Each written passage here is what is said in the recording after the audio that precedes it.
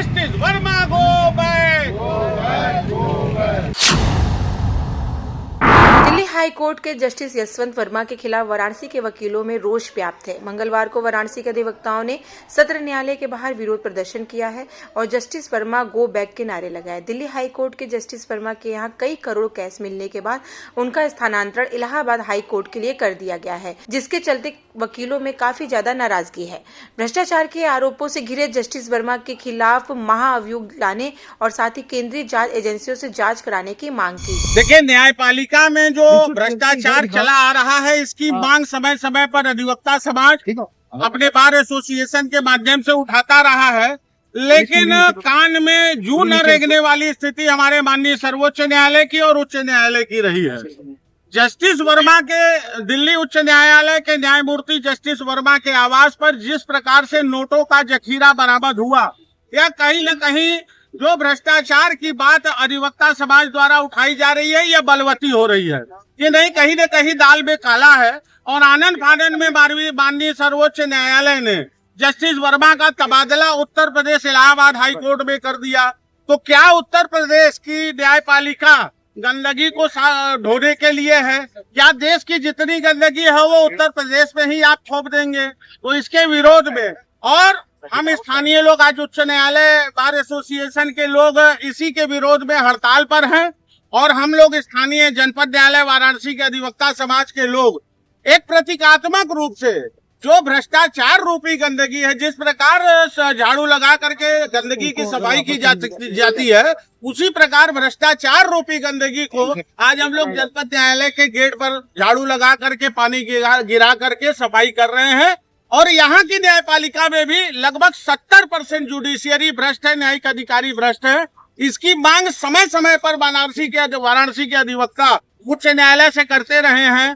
तमाम लोगों के भ्रष्टाचार उजागर है, खुलेआम रुपया लिया जा रहा है। बहुत से न्यायाधीश तो सीधे तौर पर अधिकारियों से मिल करके रुपया ले रहे हैं। जी, आपने सीधा सीधा आरोप लगा दिया न्यायपालिका पे, जजों पे, एकदम खुलेआम। भाई, जस्टिस वर्मा के घर रुपया मिलने का क्या मतलब है?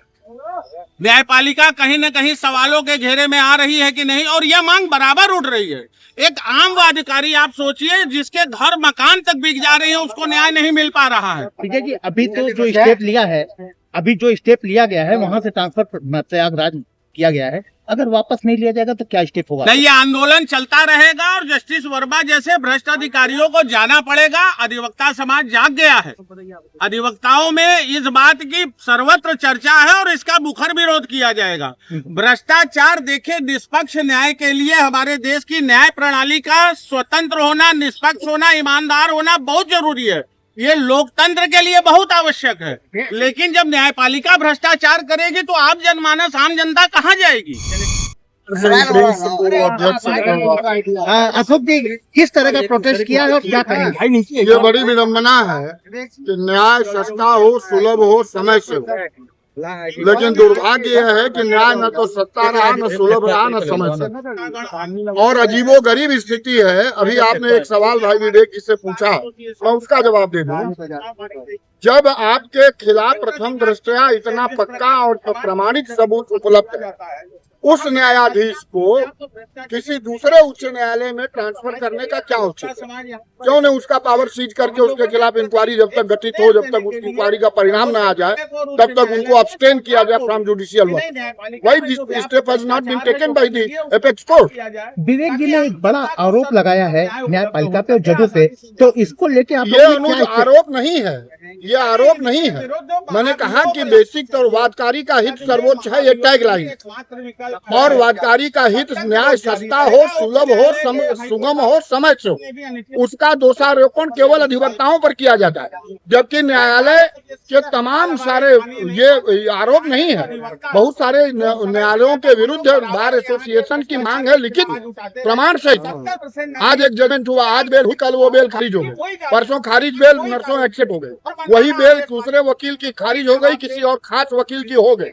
ये भ्रष्टाचार और कराचार के ग्लेयरिंग एग्जाम्पल। ये आप लोगों का ये प्रोटेस्ट लगातार चलता है? बिल्कुल, ये भ्रष्टाचार को साफ करने है और न्यायिक, हम तो कॉलेजियम सिस्टम के खिलाफ हम लोग न्यायिक आयोग की मांग करते हैं, वही एक इसका उपचार।